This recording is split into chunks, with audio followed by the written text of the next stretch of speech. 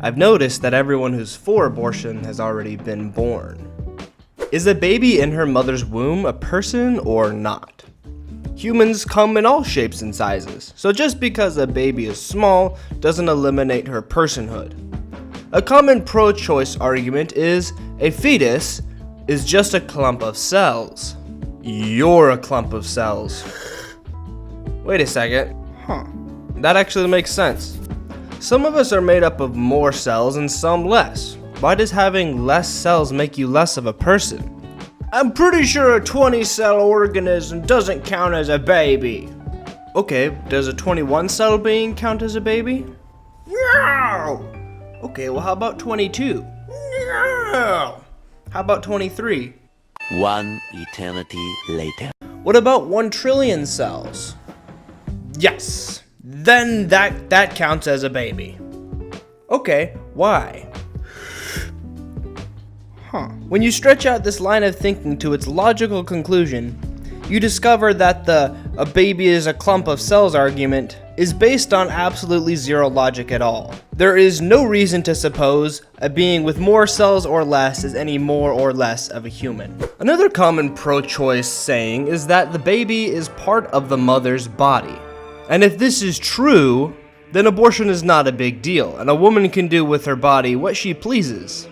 But does the typical woman have 20 fingers? 20 toes? 2 heartbeats? 2 uniquely different sets of DNA? It's not actually possible to be 2 different DNA sets at once. They can't contradict each other. It's like being married and also being single. Those two contradict each other. You can't do that. A woman can't have one set of DNA that makes her look like this, and another set of DNA that makes her look completely different.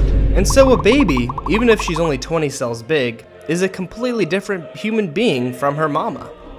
It is a poverty to decide that a child must die so that you may live as you wish.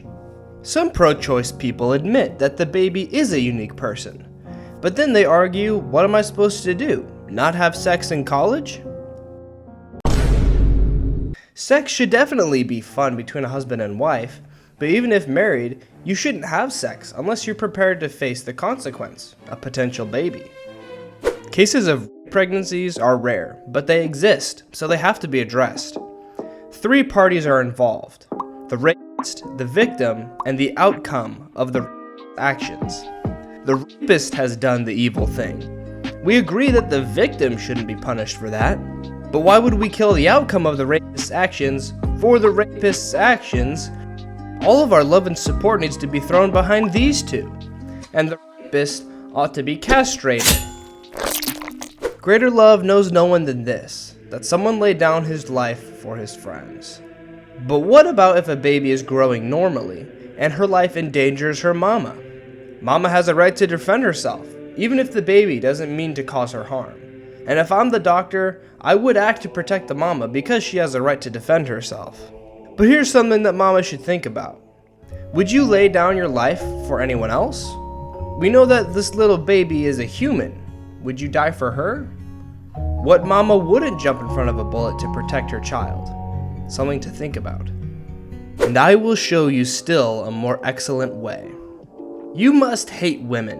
What if someone you knew closely had an abortion? Well, say I do have a friend who's had an abortion.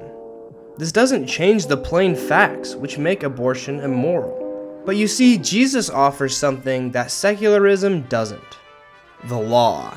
Jesus teaches that when you hate your brother, you've already murdered him in your heart. So all those who have murdered by abortion, get behind me in line to ask for forgiveness. The gospel. Jesus offers forgiveness for you and for me, for all that we've done. We can go around our whole lives deluding ourselves that we've actually been quote-unquote good people. Or Jesus can lift the burden off of our shoulders and take it to the cross himself.